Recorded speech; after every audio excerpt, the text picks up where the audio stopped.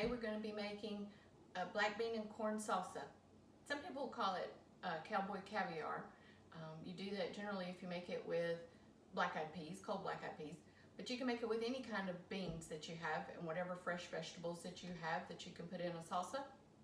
You can serve it as a dip to go with chips, or you can put it on the top of nachos or on the top of a salad. We love it.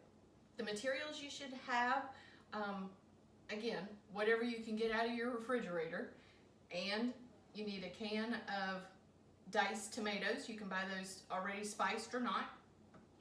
A can of kernel corn, and whatever can of beans that you like. I'm going to use today black beans and kidney beans, red kidney beans. You need some salt and pepper. A fresh lemon always brightens it up. I've got some small tomatoes that I'm going to put in. I've got some onions, green onions with the tops on, and I'm going to use those as well. If I had fresh cilantro or any kind of a fresh herb, I would put that in it as well, but as it stands, I don't have any fresh, so I'm going to use some dried. I've got oregano, I've got some cayenne pepper, olive oil, I've got a little dried parsley, some garlic, a little bit of taco seasoning, and some salt and pepper. So we're going to throw it all in the bowl and see what happens. First, I like to make the vinaigrette that will hold everything together, or keep the herbs and the flavors all together, and will coat your beans. So do that with some olive oil and whatever acidic juice you have, whether that be vinegar, or I've got lemon juice. I may use a little bit of lime juice, or a combination of vinegar, lemon juice, lime juice. And I've used rice wine vinegar for this. I've used just plain white vinegar. I've used apple cider vinegar. It all works. I'm gonna start with a third cup of olive oil. So I have a third cup of olive oil in my bowl, and I'll probably put this whole juice of this lime in the bowl because it's about to go bad.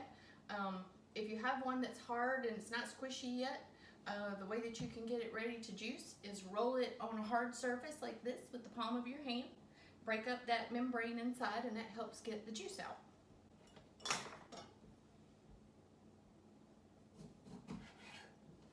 Put it in my juicer. And I'm just juicing it right in the bowl. I'm not even measuring. So put the whole lime in, and I'm not sure that that's going to be quite enough. So I'm going to put a little vinegar in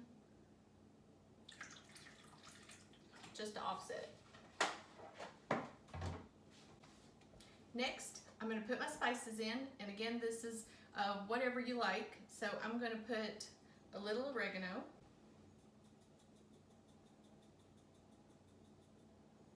and I'm going to measure about that. So that's about half a tablespoon. And I'll do about the same of all the other things that I put in it. Parsley flakes.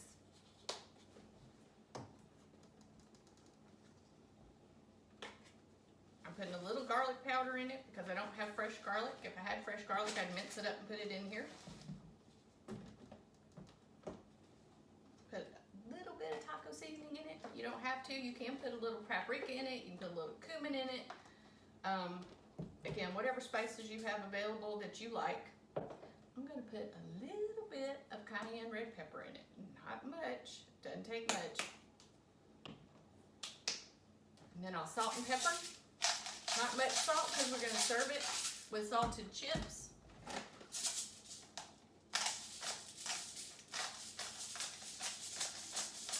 I like black pepper in mine, so I'm giving it an extra shush.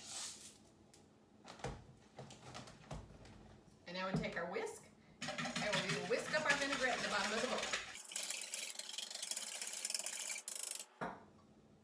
And now I'm going to take my pinky.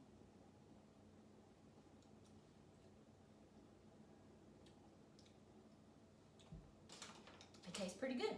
I'll wash my hands and I'll be right back. So when you taste your vinaigrette, if you're making it for a crowd, please use a spoon. I'm making it for myself, so I use my pinky. When you taste your vinaigrette, you should be able to taste your citrus juice, whatever it is. It shouldn't taste very olive oil. It shouldn't taste like pesto. So just make sure you've done that. Open, drain, and rinse my corn and the 2 kinds of beans that I'm going to use. So I've drained and rinsed and drained again my corn and the 2 kinds of beans that I'm going to use, and I'm going to put those right into my bowl with the vinaigrette. I'm using a whole can of corn because I'm going to use 2 cans of beans, and I'm going to use a can of tomatoes. And now I'll add my can of diced tomatoes, and I did buy the Rotel that already have chili peppers in them that I usually just keep in the pantry. You can add 2 cans because we have so many beans in this, but because I've got some fresh tomatoes that I'm going to add, I'm only going to add 1 can. And now I'm going to add my fresh stuff. Adding fresh tomatoes is not necessary. I'm doing it because I have some small snack tomatoes that were about to go bad, so I wanted to make sure that we eat those. So I'm just slicing them up and putting them in. Once I've added whatever fresh vegetables I have, this is great with green and red bell pepper. It's great with fresh tomatoes, fresh onions with some garlic in it, fresh garlic, any kind of fresh vegetable that you have like that you would add to a salsa is great to add here. I've got some green onions, so I'm going to add both the bottoms and the tops, but I'm going to add the bottoms first. I'm going to save the tops to go on the top of our salsa when it's finished. So I took 4 green onions that I had previously washed and set aside, and I'm taking the bottoms off of those. I'm going to chop them up very, very finely and add those to my salsa. And trust me, you want to wash them, the green part and all. There's nothing worse than getting a little bit of dirt in the middle of your salsa. I've got the green tops of the onions, the child part, that I'm just going to set aside, and we'll put those on later. In between chopping my vegetables, I'm washing my knife, I'm washing and wiping down my board, I'm throwing away the excess that I don't need, the rest of it's going in the compost bowl.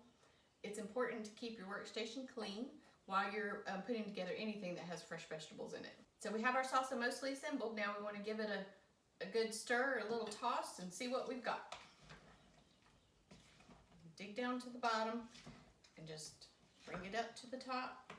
Get all of that, the good juices and flavors to mingle, and get all of your vinaigrette on it. And look what pretty colors it is. It makes a beautiful bowl. My bowl, I don't think has enough green in it, but we'll fix that in just a minute. Now, I'm going to transfer this to a bowl that will go in the refrigerator. You could just put a cling wrap on the top of this and store it. This is good if it sits for an hour or 2. You can eat it just like this, which we do often. I'll put as much in my bowl as I can get in it.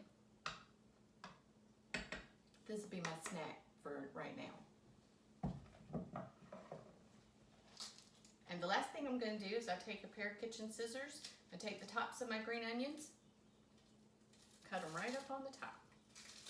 I like to put them just right in the middle. Some people like a lot of onions, some people don't. 2 things I'm going to do at the end. If you have a zester and you still have your lemon, or you have a lime, or anything citrus, an orange even would do, I'm just going to put a little zest right on the top. Anytime you put a fresh citrus zest in fresh vegetables, whether it be asparagus or green beans or in our salsa, it just brightens it up. So I'm going to do maybe half. No, maybe a quarter of this lemon because it's a big lemon.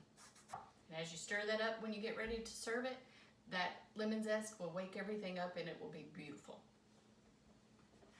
So I'm going to cover it with a lid. I'm going to put it in my refrigerator. And in a couple of hours, we'll be ready for a great snack.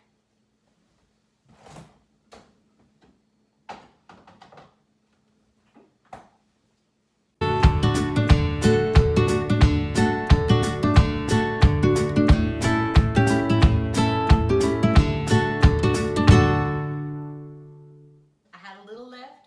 I'm going to sit down and have my snack right now. I'm Julie Steele. Thank you for watching. Subscribe if you liked it. I'll see you next time.